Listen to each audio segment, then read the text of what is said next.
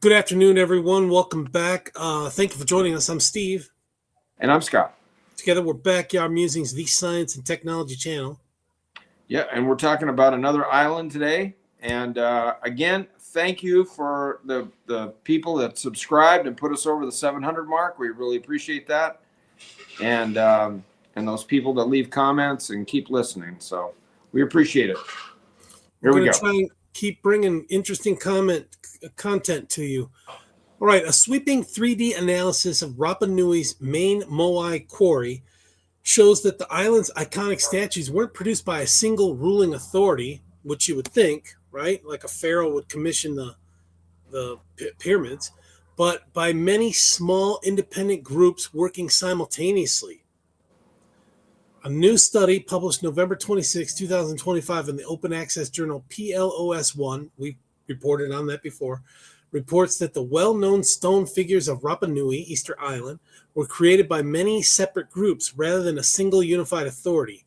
The research led by Philipp Lipo of Binghamton University, New York. I've never heard of that. Nope. Binghamton University, New York, and his colleagues offers a fresh look at how these iconic monuments came to be. And it's crazy. We're still learning stuff about Rapa Nui. Would you like to know more? The island is renowned for its hundreds of stone statues produced by Polynesian communities beginning in the 13th century. So they're almost like totem poles. They're like stone totem poles. Huge, right? And they weigh tons. Yeah.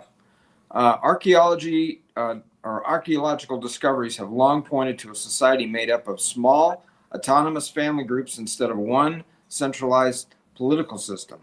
This background has raised an important question about whether the same decentralized structure shaped how the moai were carved. Because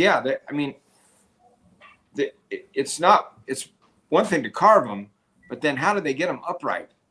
So I'm going to explain that. I might as well explain it now that you asked. Okay. So I saw a reenactment of it.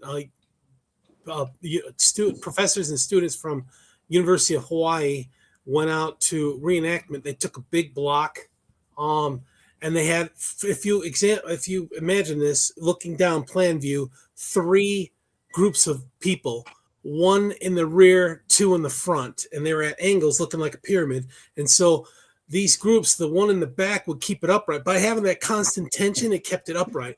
And so they used like a block and tackle type thing? Is that what they were doing? No, they just wrapped it around its neck, and then they had like 10 people on each line, 3 lines. And so the line on the left would start pulling to lift it up, to lift the right leg up as you're looking at it. And then they'd let it go, and the one on the right hand they'd pull, and the left, as you're looking at it, would lift up the left side, the foot, whatever. And they just march it along bit by bit by bit by bit. And the people on the back, they'd make sure that it didn't fall over from the other guys pulling it. Does that make sense? Well, I guess, but there are lots of these. Yes. Not just like one. Yes. So this was a project. It wasn't like, hey, show up after luau on Sunday and we'll put all these things up. This was it wasn't like a king saying, okay, I want a new one carved and I want it to look like this. No, it was families to see, like tribes. Yeah, like a totem pole do each other. Thing. Yeah, exactly. But I'm just saying that the feat that they had to go through to get these things done, no time limit, I would think, right? We're going to start on Monday, and hopefully we'll get one of them done by the following Monday, because they're pretty big. Yeah, well, it did take more than a week. I mean, they got to cut them out of the quarry, then they got to stand them up and start walking them. That takes a bunch of people, at least 30 people, and start walking them to their place across the island. You know what I'm saying? So right, which is probably not flat. Right. So I don't know if did they take breaks? How did the thing stay upright if they took breaks? You know, I don't know. The Polynesian people, they like to eat. Yes, so I'm sure they did take breaks. To explore this idea, the researchers compiled more than 11,000 images of Rano Raruku, the primary moai quarry. They combined these images into a detailed 3D reconstruction that captured hundreds of statues at various stages of production. So what I recall from this research is that these people would start cutting a big slab, and they get it separate from the quarry, and then they start carving it, then they'd stand it up and walk it, right? So analysis of the digital model revealed 30 distinct stones of quarrying activity, each showing different carving approaches. So this feat is almost on the same level as a pyramid. You better believe that. Because the pyramids they were building in one place. These things, they built it or they cut it up or carved it up or whatever, and then they had to get it to move. Yeah, I wish I would have showed you. There's a map of the island that shows where the major moais. There are major sections, like 10 of them together, or 5 or 12, and it shows around the island. They're around the island. Okay. The team also identified signs that finished or partially carved moai were moved out of the quarry in several directions. Together, these clues indicate that the creation and transportation of the statues followed a decentralized pattern similar to the organization of Rapa Nui society. This conclusion calls into question the idea that such large-scale construction requires a strict hierarchy or top-down system. The similarities seen among different moai appear to reflect cultural exchange among communities rather than coordinated efforts to carve them collectively. The new quarry model also offers a highly detailed data set that can support further studies and help guide cultural preservation efforts at this UNESCO World Heritage Site. The same analytical approach can also be applied to other archaeological locations.